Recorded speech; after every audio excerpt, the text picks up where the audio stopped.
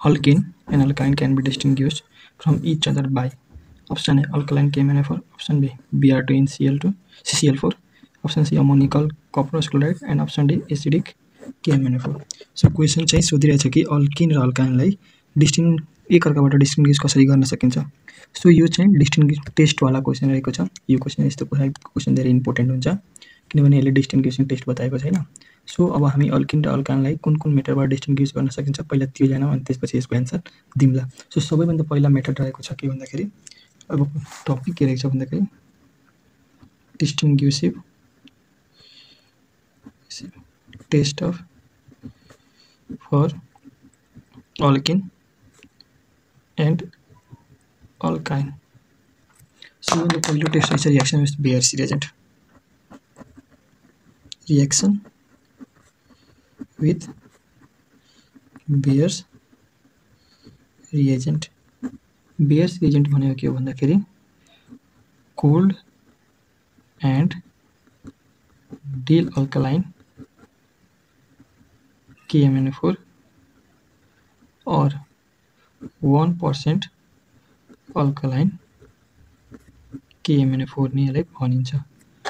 अब यो रिएक्सनले कसरी अल्किन र अल्काइनलाई डिस्टिङ्ग्विस गर्छ।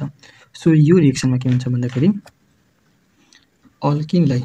जब अल्किनलाई बेयर्स रिएजेन्टसँग रिएक्ट गरिन्छ 1% अल्कालाइन KMnO4 त यसले के दिन्छ भन्दाखेरि यसले चाहिँ ग्लाइकोल दिन्छ। के दिन्छ? ग्लाइकोल दिन्छ। यो चाहिँ अल्कालाइन KMnO4 यो पिङ्क कलर हुन्छ र यो चाहिँ कलरलेस भइहाल्छ। सो यसलाई अनसेचुरेसन टेस्ट नि भनिन्छ। अनसेचुरेसन टेस्ट नि भनिन्छ र this test is not given by benzene. त्यसै गरी जब अल्काइनलाई ट्रिट गरिन्छ यो बेयर्स रिएजेन्टसँग, जब अल्काइनलाई बेयर्स रिएजेन्टसँग ट्रिट गरिन्छ भन्दाखेरि अनि के हुन्छ भन्दाखेरि 1% अल्कालाइन KMnO4 अनि यहाँ के आउँछ भन्दाखेरि अक्ज्यालिक एसिड बन्छ।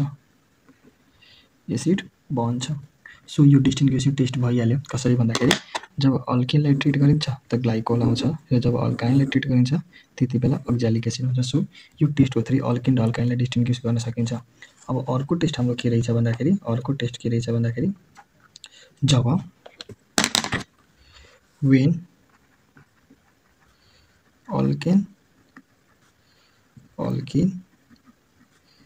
and alkyne is passed through a container when alkene and alkyne are passed through a tube or container, one of the tube containing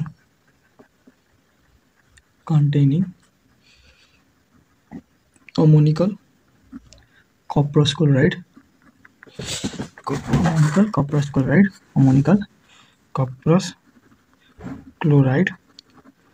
or ammonical AgNO3 that is Tollens reagent.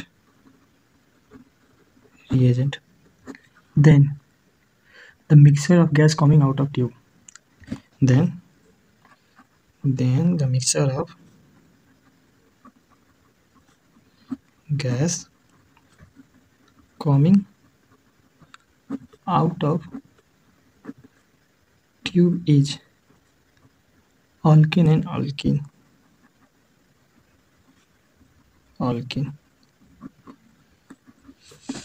किन जब हामीले पठाएको थियो alkane र alkyne तर मात्र बाहिर आउँदाखेरि के आयो अल्केन र अल्किन किनभने because alkyne firms PPT forms PPT with ammonical CuCl2 and AgNO3, so doesn't comes out. अब यहाँ के हुन्छ यो रिएक्सनको यो ट्युबमा के हुन्छ भन्दाखेरि जब हामी अल्काइनलाई पठाउँछौँ, अल्काइन के हुन्छ जब तीनटै मिक्सरले पठाउँछ नि त्यहाँ अल्काइनले के गर्छ भन्दाखेरि अल्काइनले के गर्छ अमोनिकल AgNO3 सँग रियाक्ट गर्छ र यहाँ के फर्म गर्छ, यहाँ चाहिँ के हुन्छ मेटल डेरिभेटिभ फर्म गर्छ, metal derivative with white PPT and white PPT form हुन्छ PPT। त्यसै गरी यसलाई जब अमोनिकल Cu2Cl2 सँग पठाइन्छ यहाँ पनि मेटल डेरिभेटिभ फर्म हुन्छ कपरको, metal derivative and white PPT।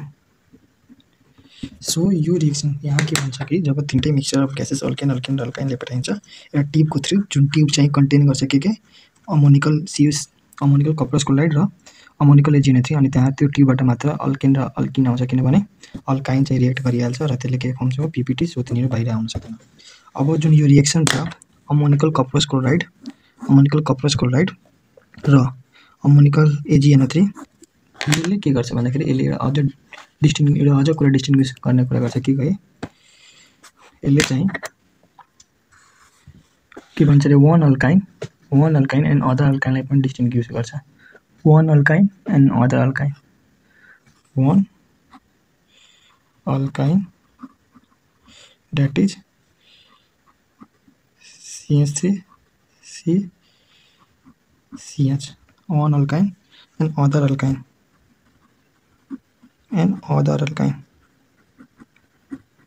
यो चाहिँ CH3CH3 अब अदर अल्काइन भनेको टर्मिनल अल्काइन छोडेर one alkyne that is